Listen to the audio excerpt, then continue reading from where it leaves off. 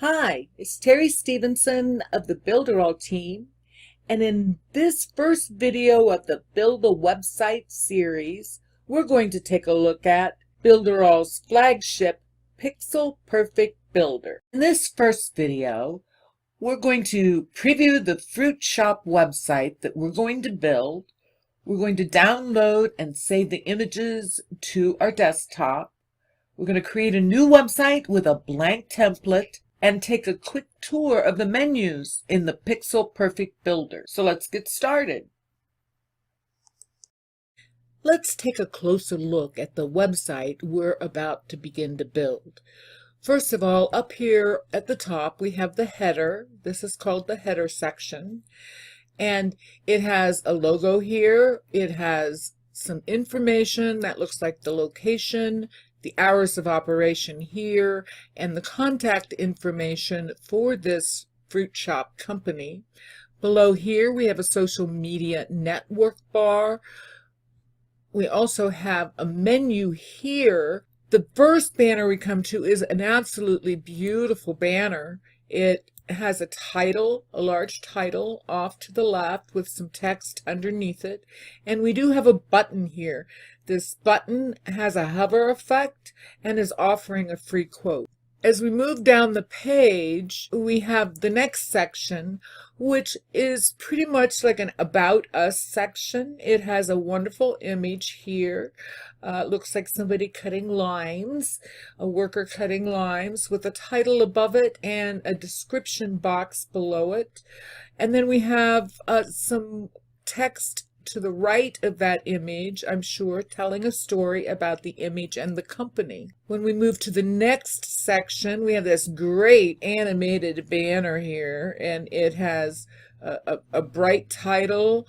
This is all on a beautiful image of a fruit market, and so we can move down here to the next section and find a What We Do section. And here we have 2 rows of 3 columns of images, beautiful images. They really pop out, very enticing to the visitor, with titles underneath them and a paragraph. Moving down the page, here we have a nice red bright stripe running across the page that draws our attention to this button. Again, it's the same button, the Get a Free Quote, and it has the hover effect. And below that, we have a Contact Us form, and below that, a location map. Here at the bottom is our footer, and we again have the logo with a paragraph of information about the company, your copyright information. Let's see, we have contact information here, another menu. This time it is presented vertically. And to the right here, we have an email subscription form that subscribes the user, the visitor, to a newsletter. And then below that, another social media network bar. So this is really a basic one-page site, and it's really beautiful.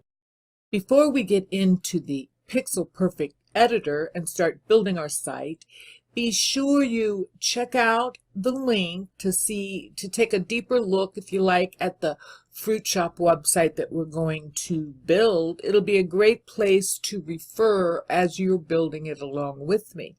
And I really encourage you to go ahead and click the download button to download those images as well and build this site right along with me. It really is easy. It doesn't take very much time. And if you'll do that, you'll really see how adaptable and easy it is to get started with the Pixel Perfect Builder. Download those images, save them to a folder on your hard drive where you know where you can get to them easily, and join me as we build the Fruit Shop website. I'm here in the Pixel Perfect Builder, so I'm going to come up here. I'm going to click on New Website. That will open up a choice of lots of different kinds of categories of pages. You can see all kinds of choices, and you can get lost for a long time with all of the wonderful, wonderful choices that we have here in the Builderall platform. For now, though, we're going to choose blank page because we're going to learn how to build this website from scratch. Here under categories, we've chosen blank page. You'll find that all of these blank page layouts, some of them have elements on them. So we're going to look for the blank layout clean and choose edit. That pulls up this layout, this default layout in our editor. And the very, very first thing you want to do when you create a new website is to save it. That way, when you want to come back and continue editing on it, you know exactly where it is. So let's do that first thing. We're going to come up to the right-hand corner and choose Save. And then we're going to name this website Fruit Shop. So I have Fruit Shop in this field, and then I hit Send. That will bring up a card that says Save Changes. And so we need to make sure we save these changes. We get an alert that all the changes were made successfully. So now we have a website in our My Sites list called Fruit Shop. And we can continue to edit it. Right along the way, we're going to want to remember to save as we go. We have our blank template open, and we have a fresh brand new page. Up here all the way to the right, our friend the Save button, and you want to get into the habit of saving often. Anytime you make any significant changes on a page at all, you'll want to be sure and save it just to be sure. Right next to it, let's take a look. This is the preview mode. It gives you a view of what you've built so far on your page in desktop, tablet, and mobile. Let's return here. The show hidden elements, we'll talk more about that, so I'll go into more explanation as we get down into the video. Here we have a ruler, and when you activate the ruler, you have a ruler up at the top and on the right-hand side. This really helps you when you're aligning things on your page. And you can also click in the ruler on either side and place grid lines. These grid lines are snap to grid lines and can be adjusted. You can have as many on the page as you like. So it can really help you space things out. When you want to get rid of these grid lines, just right click. Just to the left of the ruler are the common undo and redo buttons. I doubt if I need to explain what undo and redo is for you, but in case, this will undo your last action and this will redo your last action. Now, if you come all the way over to the left, we have the different perspectives and views that you're working in at the time. We have the desktop, tablet, and mobile. And to the left of that is a drop-down menu. On this menu, you'll find your layouts and your pages. And it's a really easy, fast way to navigate between your pages when you're working in a layout. So you can click back there and it will pull that menu right back up. You're going to be working most of the time in the vertical menu on the left-hand side here. So let's take a quick view here. At the top, we have a page icon. So when you click that, that gives you all the information about the layouts in this project.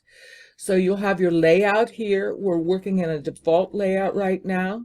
If you come across and activate the arrow on the right-hand side, this is where you have the information about this specific layout. These are the general layout settings, and you also have the ability here to restrict the pages and allow only those with access either through a token or a password to access those pages.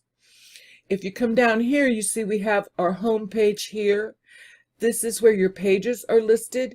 And if you come all the way to the right and hit the gear, when you click on the gear, you have much the same up here at the top, a little bit of difference. Here's where you can set up some conversion tests, like an A/B split test. All the way to the left here, you have a duplicate button where you could duplicate that page. You can add a pop-up to the page, which can get activated either when you scroll to a certain place on the page or perhaps when you're exiting the page. Here's where you name your page and you give it an address down here. Here's the title for your page and a short description, your keywords. Down at the bottom of this card, you'll find a preview of what your page will look like on Google. And then you can also add your share image right here where it says upload, or delete the share image. Now the share image is the image that gets shared on social media platforms when your link for this page is posted. Down here you have some head scripts where you can add some HTML head scripts to your page. You can configure your mailing boss autoresponder down here. The biggest thing I want to point out is that when you make any changes on any of these pages here, be sure and hit this little save here. We call this the little save on the card. You want to make sure you hit the save here before you navigate off of this card. Otherwise, it will not save them for you. And another key point, once you save here, you're going to want to come right back over here to the big save and save here. Let's click out of this and we can move down to the next icon, the big T on our left-hand vertical menu. This is your Customize Fonts card. This is where we're going to customize the fonts for this layout of our website. And what we can do is we get to customize all of these font styles. It's really important when you're building a website to be very mindful about the time it takes your pages to load. And if you limit the amount of fonts that you have on your website, that's an excellent way of doing that. So it's very important that you pay attention to this area and try to limit using text styles from these categories. It brings up the Edit Font Style card where you customize the font style for desktop and mobile. But like I said, we'll talk more about that a little later in this series. So I'm going to click the plus. The Add Element card comes up. Now, the elements of our website make up the content that we place on our pages. So it's really the stuff of our websites. For example, you can add a pop-up to your website where it gets activated perhaps when you scroll to a different part of the page or before you leave a page. Here is where you add text boxes. Unlike here is where we customize our text fonts. When we click here, we get to choose those fonts. Click on it, and it places the text box, this element, right in the middle of our page. Now we can get rid of that element by right-clicking and clicking on that trash can. So I'm going to click out of this window and go back in here and move down our element grid. We're going to be adding some banners here, but you have a lot of banners available here. It's amazing. And you can build your website just with banners. In fact, that's what we actually recommend. We'll talk more about that. So let's return and go back to this screen. You add all kinds of different kinds of boxes here. As you scroll down, you'll see we have quite a bit of boxes that all do different things or look different ways. You can add all kinds of buttons as well. You can add images, a gallery. Here's where you add your menus, video, social media network bars and links. We also have contact and email marketing forms. Now these are very different So they're used for different purposes, and we'll make sure that you understand the difference between these two as we move through the training. Here's where you can add animated counters and charts, things like that. We'll talk more about that as well. We have all kinds of apps. Here's where you're going to find your PayPal buttons, where you can add HTML right into your page. A webinar. With Builderall, you can put a webinar right into your web pages. Same with e-learning. You can build an e-learning course and embed it right into your pages. GDPR apps for pages, anchors. This is a great review app where you can install this on a page and people can leave comments. And as you can see, there's many things like Shopify, OpenTable for reservations, Amazon coupons, and we even have a Builderall Marketplace app, another place you can offer digital products and services for sale. So let's return over here. We have, and come back down here, we've seen the apps. Here, this is hover elements. You can add hover elements to different images. We have here, it's a new item, and we have all kinds of timers you can set.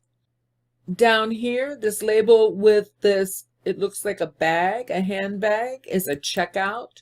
And you'll be able to add checkouts right into your pages. And you can see you have options of what that's going to look like. You also have sales funnels where you can pull in a sales funnel automatically. And down here is where you're going to add a blog. Now we're not going to do that right now, so I'm going to close out of that.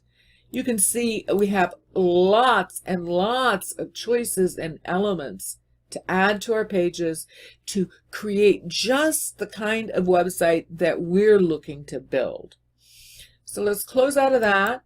Here on this gear, the double gears here, you're going to find all the settings and SEO right down in here, and we'll definitely talk more about that. Just to give you an idea, this is for GDPR. You can generate a sitemap. Here's where you actually customize the platform settings for this website. Here's where you manage the users for your website. And here is a restricted fields management. This is if you have membership sites or restricted pages and how you're going to manage those fields. Here's where you can add and manage your coupons. And down here we have an action counter. That enables you to analyze the statistics, track and analyze the statistics of counters that you set up in when you're building your buttons and your pages and your links. It's really useful information. So let's close out of this and move down here. This shopping bag icon, it brings up your checkout manager. And briefly, it has a payment manager. You also have your sales manager. Here's where you manage the automated emails that come from the checkout. Like if somebody abandons their cart, this is where you're going to go to manage that email. We also have outside automatic emails. We have sales funnels, and down here the coupons. So this is where you manage all of those functions. Down here, the newspaper. That's where you add your blog, and we'll talk more about that later. And here, this shopping cart, that brings up the panel for your shopping areas and your menus. So let's click out of that. That gives you a brief overview of the major menus that we have here in our builder. We've covered a lot in this first video. We've previewed the fruit shop website we're going to build. I hope you downloaded and saved the images to build the website to your desktop and are ready to build it right along with me. We learned how to create a new website with a blank template, and we took a quick tour of the menus we're going to be using in the Pixel Perfect Builder. So now there's nothing left to do but to get ready and get to building. I'll see you in the next video.